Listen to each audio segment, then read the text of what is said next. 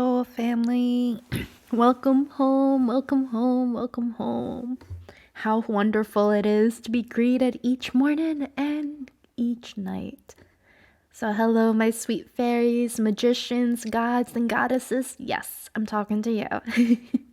It's Sally with the Roar and Resonance podcast, and here as your fellow cosmic companion on this magnificently beautiful and messy journey.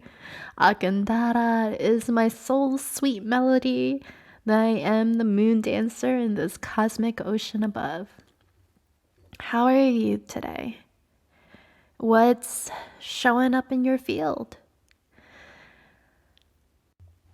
On today's episode, we're going to dive into some personal reflections of yesterday's card of the day, Six of Swords, and then welcome in the wisdom and guidance for today's card of the day, our companion, the moon.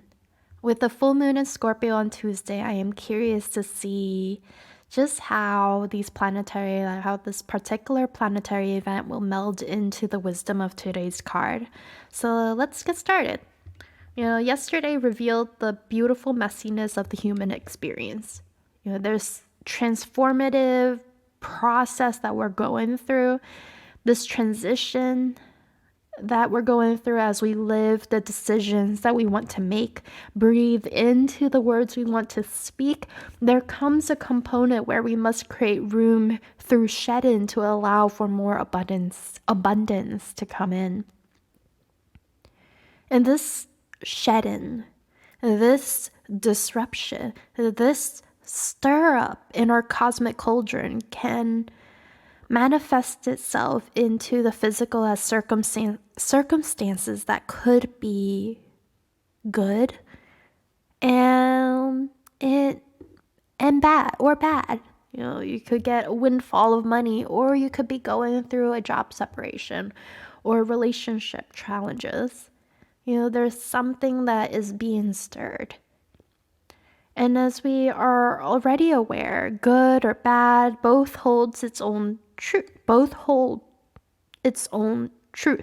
in this cosmic plan. And as we learned this week, we live moment by moment, and sometimes we need to zoom on out to see the big picture. The moment when we learn how to zoom out is a profound moment found within our very own personal healing journey, our personal self-discovery, our personal, let me get to know myself better, because when I know myself better, I'll know the world better. How beautiful is that if we just take a moment to just feel into that wisdom? Let me get to know myself better, because when I know myself better, I'll know the world better. There you go. Oh, deep breath for sure. And truly, this is not an easy process to go through. And I think there's this idea around, spirituality and spiritual awakening. There's like the good, the euphoric highs and euphoric joy and wonder. And at other times, part of the spiritual journey too is the sorrow, the grief, the pain, combined with all the laughs and the crying.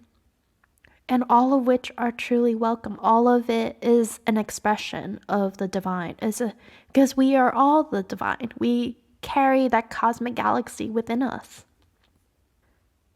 I truly feel the power of this space where we can simply be and know that we are held. And I feel that this process is so beautiful. This deep, transformative healing journey is so magical and wonderful in all its high, but also in all its low. Because without one or the other, I don't know what is there. Like a straight line is what came to mind right now.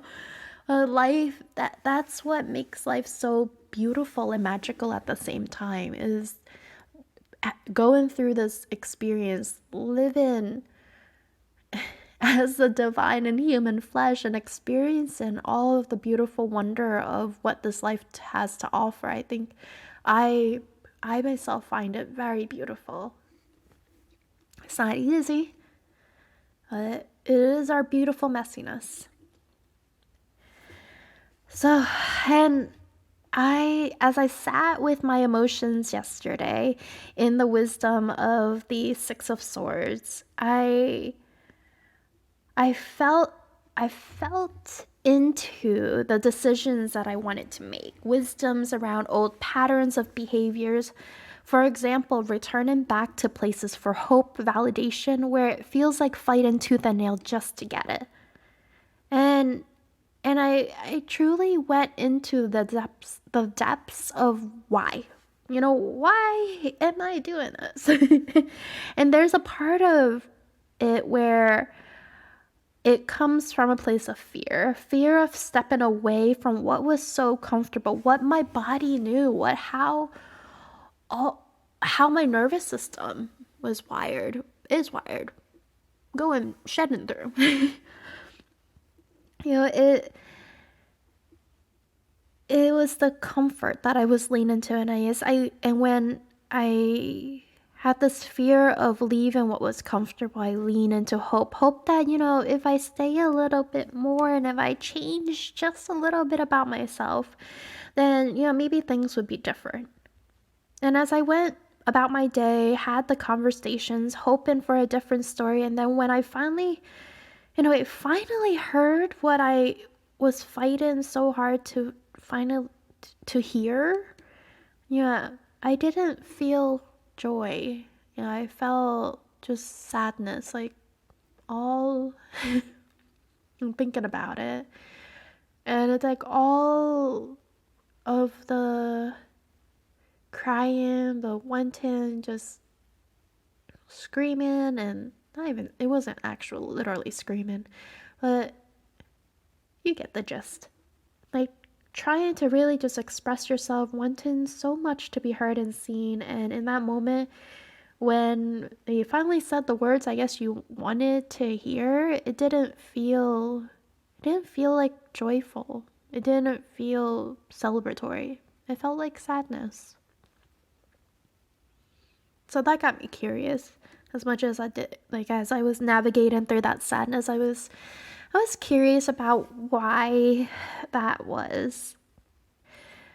And I think about the sacredness of the container. And when I talk about container, I talk about the when it's you and your relationship, right? The relationship of two or more things, the container that holds that. And I lean into that and I think of what is holding together the container that holds me and the relationship of whatever that might be, money, family, partner. Is it fear that's gluing it all together? Is it love? Is it love driven by fear? What are the values? And I feel that to answer these questions, you kind of have to lay ourselves, not kind of, but we have to learn how to lay ourselves bare, lean into just the vulnerable nature of understanding ourselves.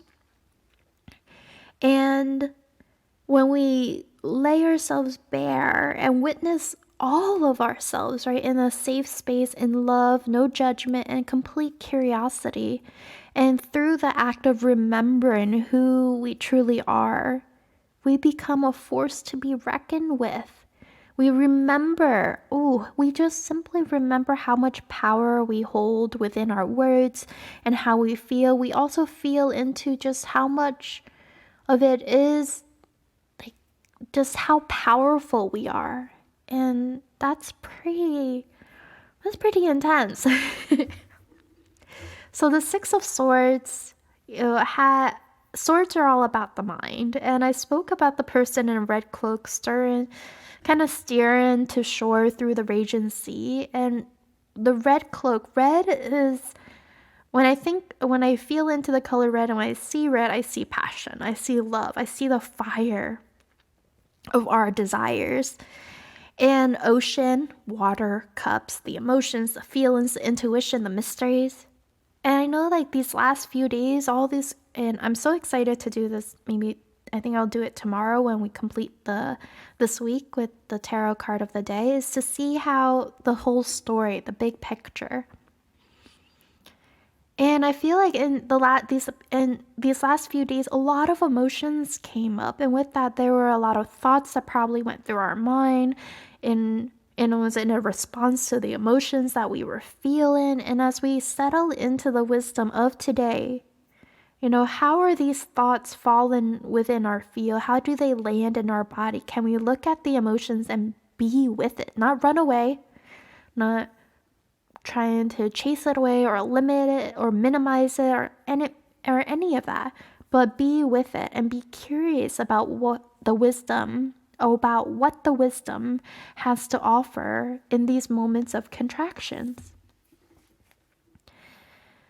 And that leads me to today. The wisdom of today is illuminated by the major arcana card, the moon. When I feel into the moon, I feel this undulated motion of waves. Like I can feel just that, and it doesn't feel rough or anything. It feels like there's this gentle, rocking of the boat. A funny term for it to come in. But this gentle, almost like lull-in of the ocean. And there's a call to drift with the ocean current, right? With rocking steadily on our boat. And with our most recent full moon in Scorpio, and during that full moon, it was all about the depths. What is being revealed to us? Oh, the depths of our shadow. What can our shadow teach us? Come into us today. Ask what is being revealed to us underneath the currents that hold our emotions, our heart, our love. Can we drift within this space a little longer to understand the depth and width just of how much we are able to hold? Just the depth and width of our ocean, the ocean that is inside of us, the ocean of our love. And the moon also carries with it this mysterious, this kind of unsettling type of energy. And it can get a little disoriented and uncomfortable being in the space. And I chuckle because we talked about this in yesterday and the day before, just simply this week, around the witness and the fullness of our emotions. And how through our own upbringing, oftentimes we're told to just minimize, like, oh, you're feeling sad. Well, cut it short, figure something out. And instead of feeling the fullness of our emotions. So it's uncomfortable when we're trying to reparent ourselves, when we're trying to do things differently. And I think that's what is what feels very open into me right now is that it's acknowledging how uncomfortable it can be to feel the fullness of what our emotions are revealing to us. And in a way, our emotions can be revealing to us truths that we didn't want to see or pay particular attention to. And I am seeing and hearing in my mind right now, this is a scene of when we look into the sky above and we're observing this brightly lit moon, what emotions are coming up within you? Is it peace? Like this, peace. I'm okay in this darkness, in this stillness. Is it uncomfortable? Is there grief? And as the moon illuminates your soul, there is something in the depth of you that wants to be witnessed and heard, wants to be seen. So I'm asking you right now is what wants to come out, what wants to show itself? And let's be with it for a moment.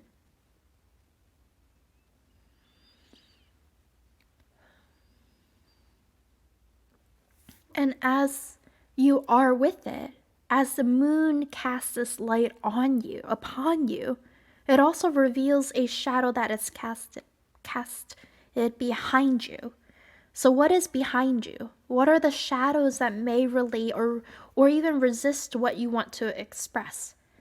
Can we be with it a little longer? Can we be a little curious about maybe what that resistance might be? Can we just have a conversation with it? Like, hey, resistance, fear, fear of what if? What if of what? Can we have these conversations with our shadows? And through these conversations, what can we learn from it? And how can that help us and propel us into the next part of our life? The moon is this beautiful process of recognizing this process of recognizing that we hold both the light, the dark, the shadow, the illuminate, all of this. It can be a lonely process to go through. It can also feel very isolating. In these moments, can we become friends with ourselves? and I know it sounds a little it sounds a little silly, but at the same time, it makes sense to me. Like, can we be comfortable with being with ourselves? And there's also this realization that's settling in for me right now too, is that not there are people out there. There are instances where people don't like being with themselves. In these moments, you're listening to this podcast for a reason, right? So can we just stay there a little longer, even if it's for a second, just to acknowledge our fullness, to be the person that we never had in our life? Can we be that for ourselves in this moment? And the moon being a major arcana card, there is an inevitability to this moment. This is a turning point. The wheel is turning. I feel that. I feel like there's a milestone that's happening, this turning point. And the moon beckons us to surrender to this inevitable process. Our life is made up of moments. Choices in each of these moments alter the course of how our life will branch, one branch at a time.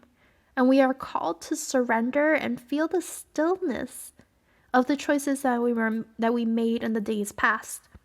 So just as our soul's cauldron was stirred up by emotions, patterns, narratives, behaviors, everything, now it's the time to allow it to settle. Now is the time to just kind of be present in this moment. Allow the sediments to settle.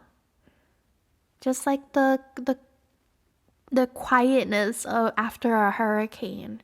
It's as if it it makes you wonder, like, oh, that didn't even happen. Like, we had a hurricane? It all looks so great right now. Or like it rained yesterday. That was my most recent example. Like, it rained. It's like 80 degrees now.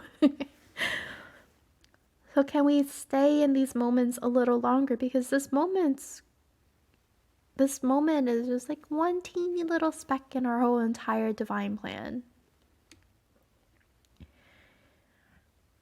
So can we surrender to the sweetness of what this moment has to offer? Can we have more faith in what is holding us? Can we have more faith in what is being revealed to us? When you align, I feel like when we align ourselves to the deepest truth of our soul, the light, the lantern that is within, our life will unfold in all of its ways. Like, the divine will meet, and to support our truest north and our highest timeline for the highest good of us. There's definitely something to that.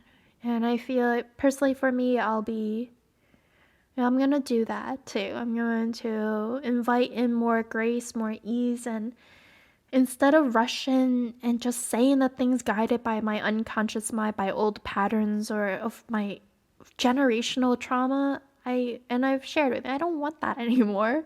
So I want to speak from a place of clear intentions and conscious thought, And this place of clear intentions and conscious thoughts feels like a place of so much love, definitely this unconditional love. And soon I know, as I'm allowing these wisdoms to settle into my field, the words will come. I'll surrender and invite in more ease, more grace. And I'm going to allow wisdom and consciousness to flow within this body. I'll surrender. So that is all that I have for you today. I hope that this message supports your unfolding. And if it resonates with you, it goes a long way. Like, subscribe, comment, share, whatever it feels right for you. Or simply listen. This energy exchange has been very beautiful. And I'm so thankful that you are here with me. Thank you. Thank you. Thank you. And so it is. Until next time, my love, the light in me sees the light within you.